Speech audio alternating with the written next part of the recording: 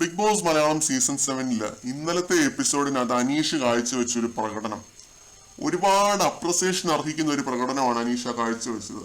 ഒരു രക്ഷയില്ലായിരുന്നു കേട്ടോ. എന്ത് ബുദ്ധിയാണ് ഈ മനുഷ്യൻ, എന്ത് വിവരമുള്ള മനുഷ്യനാണ് ഈ അനീഷ്. കണ്ടിട്ട് എനിക്ക് സത്യമായിട്ടും അസൂയ തോന്നിപ്പോയി. ആ ലെവല് പ്രകടനമാണ് അനീഷ് കാഴ്ചവെച്ചത്. ലാലേട്ടൻ ആ ഒരു ക്വിസ് റൗണ്ട് ഉണ്ടായിരുന്നല്ലോ ഇന്നലത്തെ എപ്പിസോഡിന്. അത് ലാലേട്ടൻ കുറെ ക്വസ്റ്റ്യൻസ് ചോദിക്കുകയുണ്ടായി. ജനറൽ നോളജ് ക്വസ്റ്റ്യൻസ് ആണ് ലാലേട്ടൻ ചോദിച്ചത്. അപ്പോൾ ബേസിക്കലി വിജ്ഞാനം ഉണ്ടോ എന്ന് ടെസ്റ്റ് ചെയ്യുന്ന ഒരു കാര്യമാണ്. അവിടെ ഇരിക്കുന്ന ഒട്ടുമിക്ക ആർക്കും അറിയാൻ മേലാത്ത പല കാര്യങ്ങളും അനീഷിന് അറിയാമായിരുന്നു എന്നുള്ളതാണ്. PSC ടെസ്റ്റ് ഒക്കെ ക്ലിയർ ചെയ്തിട്ടുള്ള ഒരാളാണെന്ന് ലാലേട്ടൻ തന്നെ പറയുന്നുണ്ട്. അപ്പോ അനീഷിന് ആ ഒരു അറിവാണ് അനീഷിന്. എന്ത് ഐക്യമുള്ള മനുഷ്യനാണ്. നിന്ന നിപ്പില് സ്പോണ്ടേനിയസ് ആയിട്ടാണ് അനീഷ് ആൻസർ പറഞ്ഞുകൊണ്ടിരുന്നത്.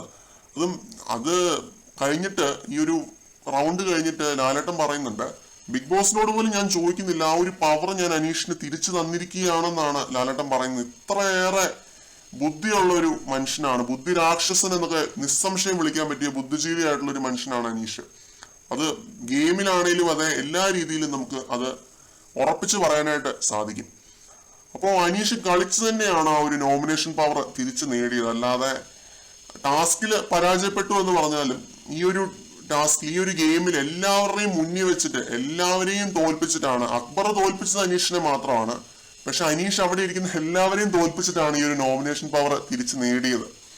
അപ്പോൾ അതെനിക്ക് വളരെ ഇൻട്രസ്റ്റിംഗ് ആയ ഒരു സംഭവമായിട്ട് തോന്നി. അത് ലാലേട്ടൻ പറയുന്നതെന്ന് പറഞ്ഞാൽ ബിഗ് ബോസിനോട് പോലും ഞാൻ ചോദിക്കാതെ ഈ ഒരു പവർ ഞാൻ അനീഷിന് തിരിച്ചു തരികയാണെന്നുള്ളതാണ്. കാരണം അത്രയും ഇംപ്രസ് ചെയ്തിട്ടാണ് അനീഷ് ആ പവർ തിരിച്ചു വാങ്ങുന്നത്. കഴിഞ്ഞ ആഴ്ച അനീഷിനെക്കാട്ടിലും മികച്ച പ്രകടനം കാഴ്ചവെച്ച് അവിടെ ആരും ഉണ്ട് എന്ന് തോന്നുന്നില്ല. ഷാനവാസും അനീഷ് ഒരുപടി മുകളിൽ നിന്നു എന്നാണ് തോന്നുന്നത്. കാരണം ഫിസിക്കൽ ഡ്യൂട്ടീസ് ഒക്കെ അത്രയേറെ നന്നായിട്ടാണ് അനീഷ് ചെയ്തത്. അപ്പോൾ അങ്ങനെയുള്ള ആ ഒരു സമയത്ത് പോലും ഫേവററ്റിസം കാണിച്ച് പാർഷ്യാലിറ്റി കാണിച്ച് ലക്ഷ്മിയും ആദിലയും റിയാസും ഒക്കെ പോയിന്റ്സ് കൊടുക്കാതിരുന്നു. അത് അനീഷിനെ ഒരു പരാതിയായിട്ട് ലാലേട്ടൻ്റെ അടുത്ത് പറയുന്നുണ്ട്. എന്നോട് പാർഷ്യാലിറ്റി കാണിച്ചു, ഫേവററ്റിസം കാണിച്ചു, പോയിന്റ്സ് കിട്ടിയില്ല എന്നൊക്കെ. അപ്പൊ ഇതൊക്കെ കൊണ്ടായിരിക്കാം ലാലേട്ടൻ ആ ഒരു പവർ അനീഷിന് തിരിച്ച് നൽകിയത്. ഇങ്ങനെ ഒരു ഗെയിം വെച്ച് അനീഷിന് ആ ഒരു പോയിന്റ്സ് തിരിച്ച് നൽകിയത് ഇതൊക്കെ കൊണ്ടായിരിക്കാം. പിന്നെ ഈ ഒരു നോമിനേഷൻ പവർ അനീഷ് അർഹിക്കുന്നുണ്ട്. അനീഷ് ഈ വരുന്ന ആഴ്ച നല്ല മികച്ച രീതിയിലുള്ള ഒരു പ്രകടനം കാഴ്ചവെക്കാൻ അനീഷിനെ ഒരുപാട് സഹായിക്കുന്ന ഒരു സംഭവമായിരിക്കും ഈ നോമിനേഷൻ പവർ എന്ന് പറയുന്നത്. ഈ നോമിനേഷൻ പ്രക്രിയ എന്ന് പറയുന്ന സംഭവം തന്നെ പ്രേക്ഷകരിലേക്ക് അടുപ്പിക്കുന്ന ഒരു കാര്യമാണ്. നോമിനേഷനിൽ പറയുന്ന കാര്യങ്ങൾ ഉറപ്പായിട്ടും പ്രേക്ഷകർ പറയാൻ ആഗ്രഹിക്കുന്ന കാര്യങ്ങളാണെങ്കിൽ അതൊരു സപ്പോർട്ടാണല്ലോ, ആഡഡ് അഡ്വാൻറ്റേജ് ആണ്. അതാണ് ഈ നോമിനേഷൻ കൊണ്ട് ഉദ്ദേശിക്കുന്നത്. അല്ലാതെ ജസ്റ്റ് ഒരു എവിക്ഷൻ പ്രോസസ്സിലേക്കുള്ള മുന്നോടി എന്ന് മാത്രമല്ല.